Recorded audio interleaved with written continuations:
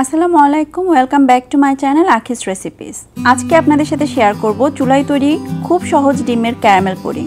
আমি ওভেনে তৈরি এগ পুডিং রেসিপি দেওয়ার পরে অনেকে ইনবক্সে আমাকে বলেছেন এটা ওভেনে করাতে এত সুন্দর স্মুথ হয়েছে, চুলাই করলে এবড়ো থেবড়ো হয়ে যায়। তাই আজকে চুলাই আপনারাও কিভাবে পারফেক্ট স্মুথ ডিমের পুডিং বানাতে পারেন সেটা শেয়ার করব। আশা করি সাথে থেকে পুরো প্রণালীটা দেখে আপনারাও মজাদার ক্রিমি ক্যারামেল অথবা উইদাউট ক্যারামেল এগ পুডিং বানাবেন। চলুন দেখে নেই পুরো প্রণালীটি।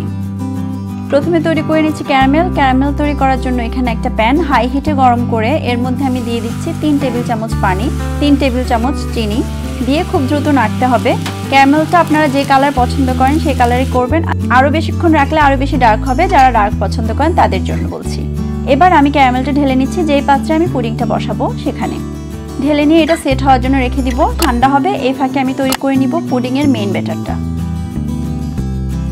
একটা মিক্সিং বোলে আমি নিয়ে নিচ্ছি 3টা ডিম। ডিমগুলোকে আমি ফেটে নিচ্ছি।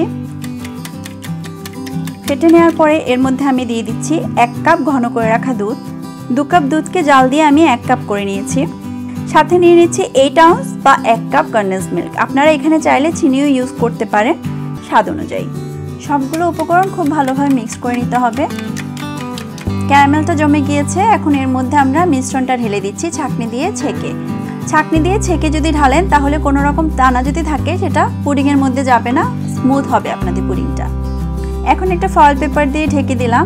আপনারা চাইলে কোনো ঢাকনা দিয়েও ঢাকতে পারেন, যেটা গরমে নষ্ট হবে না। একটা হাঁড়িতে পানি গরম করে নিয়েছি হাই হিটে। এখন এর মধ্যে আমি একটা র্যাক বসিয়ে দিচ্ছি। অবশ্যই খেয়াল রাখবেন র্যাকটার নিচে যেন পানি থাকে, উপর পর্যন্ত যেন পানিটা না আসে। এর মধ্যে আমি এবার বাটিটা বসিয়ে দিচ্ছি।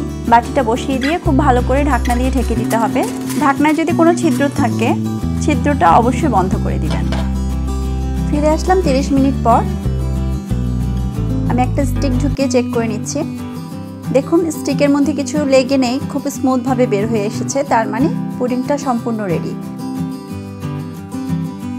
আমি একটা নাইফের সাহায্যে পাশে একটুখানি ছুটিয়ে দিচ্ছি যেন উল্টানোর সময় খুব সুন্দরভাবে উঠে আসে। এখন আমি একটা প্লেটের মধ্যে উল্টে নিচ্ছি। উল্টানোর সময় খেয়াল রাখবেন বাটিটা অবশ্যই শক্ত করে ধরতে হবে, না হলে কিন্তু হাত থেকে ছুটে গেলে সম্পূর্ণ পুডিংটাই আপনাদের নষ্ট হয়ে যাবে। দেখুন কতটা সুন্দর হয়েছে।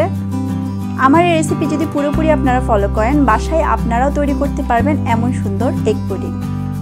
এখন আমি আপনাদেরকে কেটে দেখাচ্ছি। দেখুন একেবারে বাটারের মতো সফট হয়েছে। আর যারা ওভেনে বানাতে চান আমার চ্যানেলে ওভেনে তৈরি একটা পুডিংয়ের রেসিপি রয়েছে, আমি লিঙ্ক ডেসক্রিপশনে দিয়ে দিব, আপনারা অবশ্যই চেক করে নেবেন। চেষ্টা করেছি খুব সহজে অনেক ভালোভাবে আপনাদেরকে রেসিপিটা দেখানোর।